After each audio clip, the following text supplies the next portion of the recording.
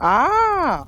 Gather round the campfire, my viewers, and I will tell you of one of the legends of this game. Well, a legend to me, anyways. Though after you listen to his tale, I think you'll find you agree. Many play this beautiful and brutal sport. Fewer are granted the cursed privilege of joining Gang Green, and fewer still carve their names among the stars. Their feats told long after they have stopped playing, in a way, beating Father Time. But there are some, especially among these New York Jets, whose legends go untold, save for the telling of puttering old fools like me. Tonight, I preach the gospel of Quincy Enunwa.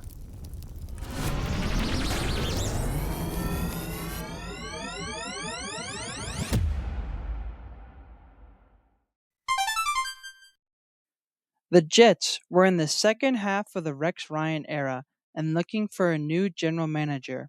Their old GM, Mike Tannenbaum, who helped build a successful Jets team that appeared in two back to back AFC Championship games in 2010 and 2011, were fired after a disappointing 8-8 season in 2011 and then a 6-10 season in 2012. Woody Johnson hired John Idzik at the start of the year in 2013, who then oversaw the official end of the Sanchez era, as head coach Rex Ryan put Sanchez in at the end of a preseason game behind the backup offensive line and disastrously suffered a season-ending injury before the season even started. However, even before this injury, fans knew this would be a reset year, as this would be the first season in a while without many team veterans like cornerback Darrelle Revis and linebacker Bart Scott, Can't who wait. were either traded or cut by John Idzik. Rookie Geno Smith and Rex Ryan would lead the Jets to an 8-8 record in 2013. To start the 2014 offseason, Idzik would see the departure of even more veterans like wide receiver Santonio Holmes, cornerback Antonio Cromartie, and yes, quarterback Mark Sanchez, his last play with Gang Green being the 2013 preseason injury. It is important to note the drastic transition that Idzik saw in not even 2 years. Most of the heroes who were a few wins away from being back-to-back Super Bowl champions just a few years ago were now all on different teams. It is also important to note that Idzik was not great at signing free agents. He failed to make any multi-year impactful signings for the Jets other than Eric Decker, who signed in 2014, despite the fact he was bleeding players and veterans. Instead, and partly due to him stripping the roster, in the 2014 draft, John Idzik had 12 draft picks, close to double the normal amount of 7. If he could hit on just a decent chunk of these picks, the Jets could be set for a decade. Many, seeing the gigantic amount of draft ammunition the Jets had, urged Idzik to trade up in order to get players more likely to work out. Some say the draft is a game of skill, but in reality, it is mostly a game of chance. If Lady Luck is on your side, you can find Hall of Fame level players on super cheap contracts. If not, you can wind up paying draft plus millions of dollars, forcing yourself to start them due to pressure and fallacy of chasing the oh so scary concept of potential. If one is playing the lottery, then in order to most likely win, you want as many lottery tickets as possible. Or so John Idzik thought. In order to achieve this, he decided not to trade up, making all 12 picks in the NFL draft. Potentially, and in a bizarre way, hopefully, up to 23% of the Jets' 2014 53-man roster would be rookies. But during the draft weekend, like oh so many weekends before and since, Lady Luck wasn't just not on the Jets' side, but actually playing against them. Pick after pick, John Idzik drafted bust after bust after bust. With the power of hindsight, I can tell you now that none of the 12 players drafted by the Jets in 2014 would be in the league after 5 years, remembering that an NFL rookie contract is 4 years. Well, none of the 12 except one. I tell you all of this to establish the dark times that 6th-round pick Quincy Enunwa entered into.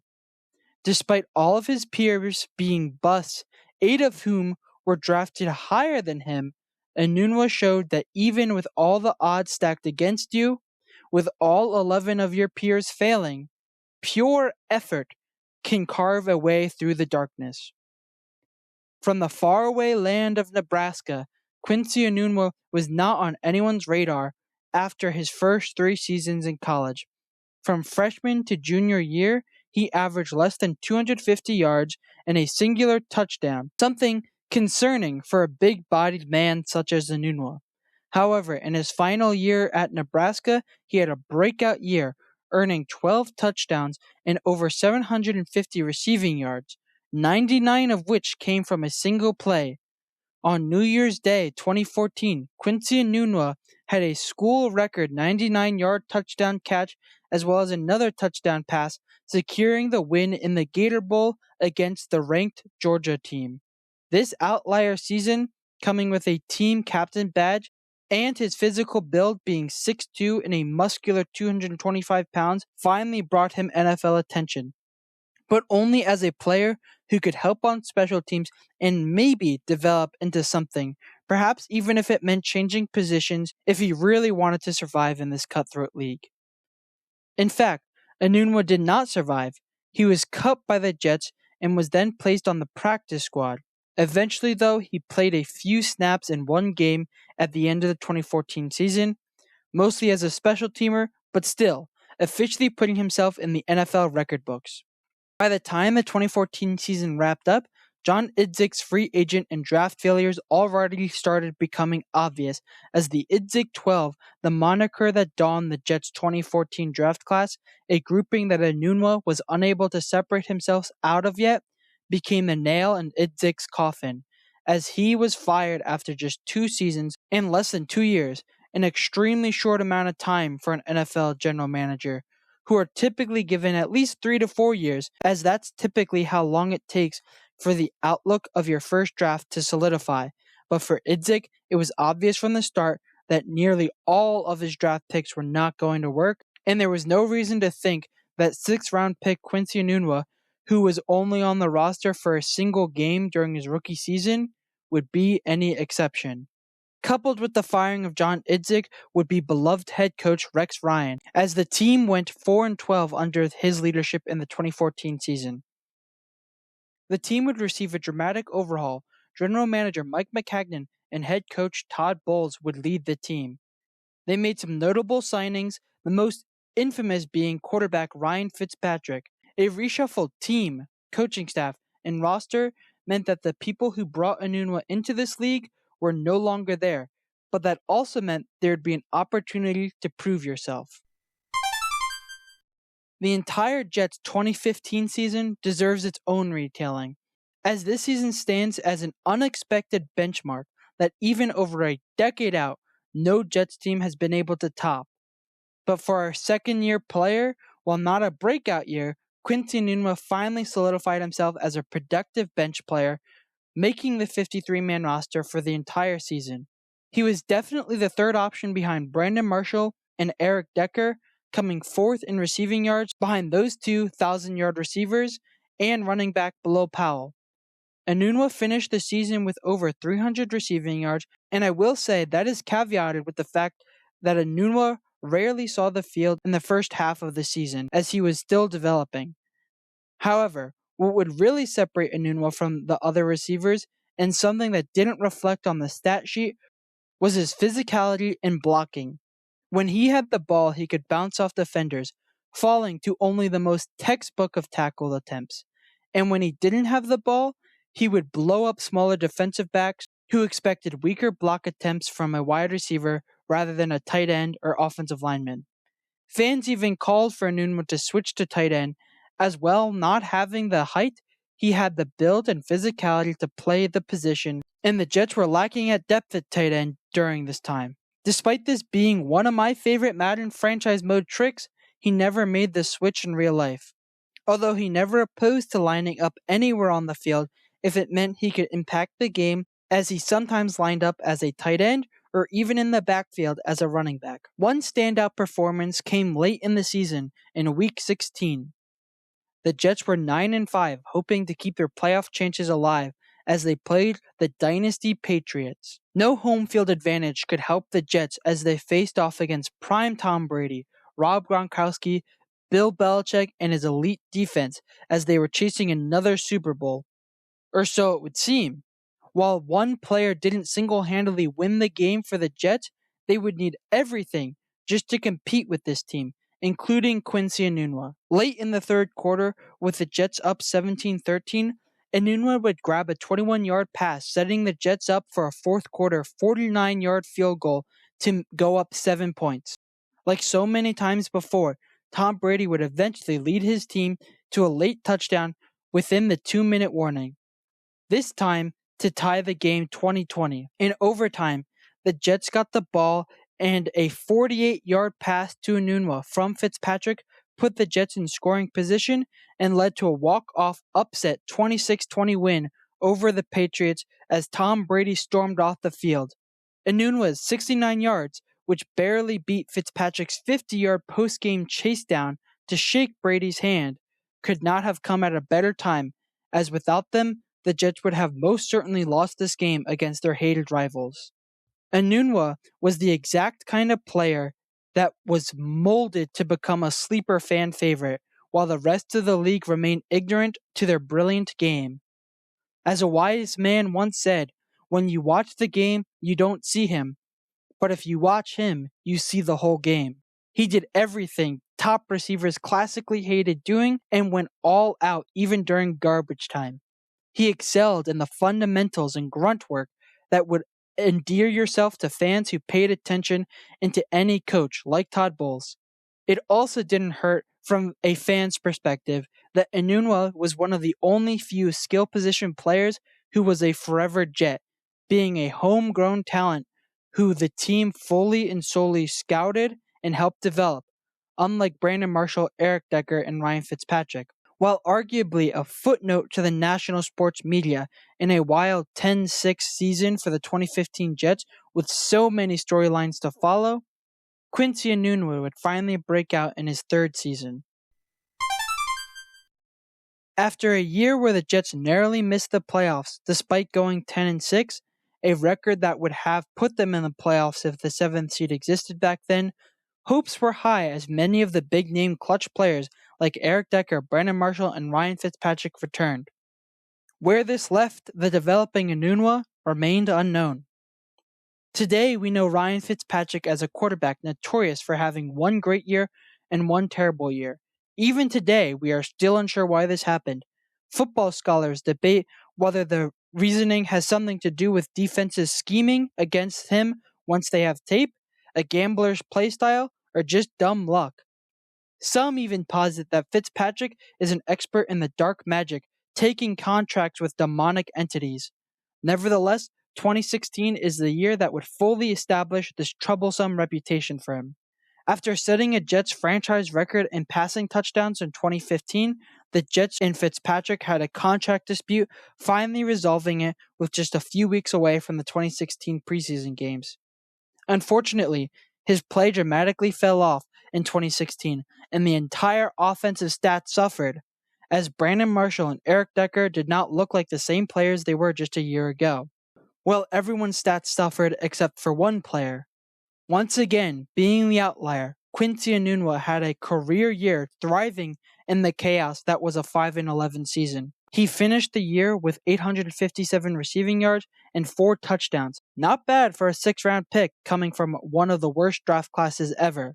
Some standout performances include a 2-week stretch in late October where he had a 73-yard 1-touchdown game against the Ravens in a 1-score 24-16 win, and a 93-yard 1-touchdown game in a 31-28 win against the Browns, saving the Jets from the embarrassment that would have been losing to a Hugh Jackson-led Browns team.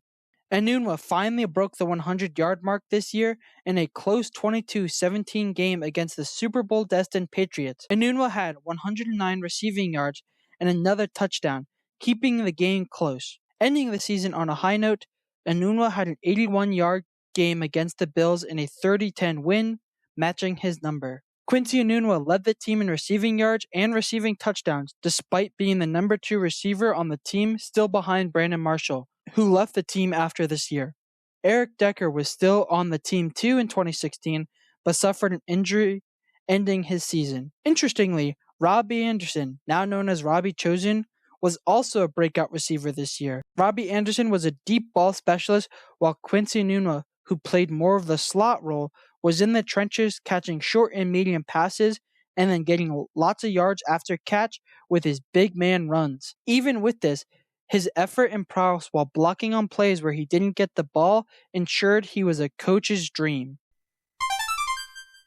However, what made us fall in love with Quincy Enunwa would also lead to his own downfall. Evidently, even during training camp, Quincy Enunwa brought a similar energy. This, though, would lead to an injury before the 2017 season even started, forcing him to miss the entire season, halting all momentum he gained from the 2016 campaign. Other players like Robbie Anderson would replace his production this year, and the Jets even found a solid pass-catching tight end in Austin Seferian-Jenkins. They would once again finish with a 5-11 season. After sitting out the 2017 season, Quincy Enunwa was finally back for his 5th year in the league, officially lasting longer than any of his other draft class teammates. And that's not saying none of the other 11 were no longer on the Jets, but actually none of the other 11 were in the league. Anyways, despite just missing one season, the roster and pecking order was extremely different than the one Enunwa knew, especially for the pass catchers. Additionally, there was a lot of pressure on Todd Bowles as he had back-to-back 5-11 seasons, and New Jets owner Christopher Johnson was looking to leave his mark on the team as his brother Woody basically loaned him the Jets as he served as Trump's ambassador to the UK. Really weird, I know. But one way to leave his mark would be to get a new head coach, something he held off doing for now, but Bowles was definitely on the hot seat. Unfortunately, from the stats perspective, Enunwa had a step down from his 2016 season, but still produced a respectable 450-yard season in just 11 games. About that 11 games, while Robbie Anderson and rookie tight end Chris Herndon IV were favored by rookie Sam Darnold, it also didn't help that Enunwa was dealing with a lingering injury from last year as it caused him to miss multiple games in 2018. It is still commendable that Enunwa attempted to give it his all in the games he did play, despite not being at 100%. Unfortunately, the Jets finished 4-12 and Todd Bowles was fired right after a 38-3 loss to the Patriots. It was everyone's hope that the new offensive-minded head coach could come in and help develop Sam Darnold. For our story, it was also hoped that with some more recovery and better offensive scheming, Quincy Enunwa could get back on track and perhaps have a season better than what he did in 2016. It all just depended on who the new owner Christopher Johnson would pick.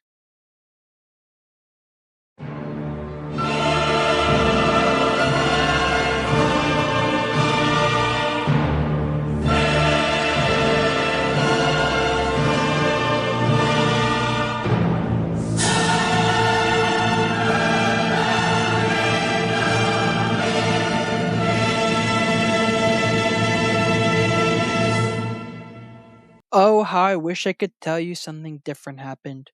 I wish I could say we hired an offensive genius who developed Sam Darnold into a Super Bowl winning quarterback and who put Enunwa back on track as he dominated defensive backs to go for 1,000 yards for many years to come. Instead, the Jets hired Adam Gase, a hire that was immediately ridiculed by the fans.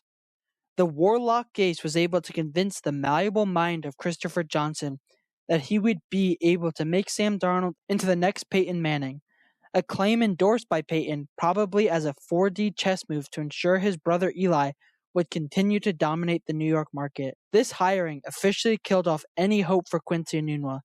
This tale does not need to go into the fact that Adam Gase was a terrible play caller who had no idea how to run an offense, mostly due to the fact that Quincy Enunwa would not really even play in Gase's offense due to his lingering injury.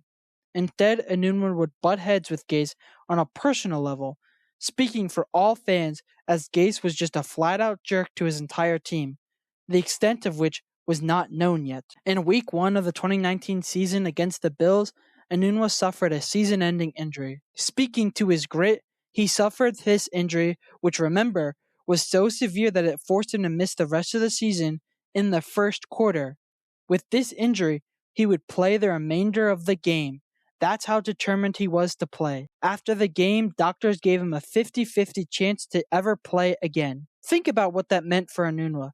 His livelihood, his passion, what has been the focal point for his entire life had a 50-50 chance of survival. All of this hanging over his head as he worked towards the grueling process of recovery. Quincy Enunwa isn't the average person or even the average diva wide receiver.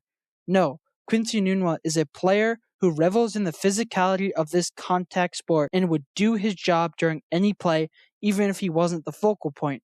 So you know he wanted to get back on the field. During Veterans Day of 2019, though, he tried to put that aside and take his wife to lunch, who is a veteran. This act, however, immediately resulted in Quincy Enunwa receiving a maximum fine from the Gase-run Jets, a behavior Adam Gase has done in the past and would continue to do in the future.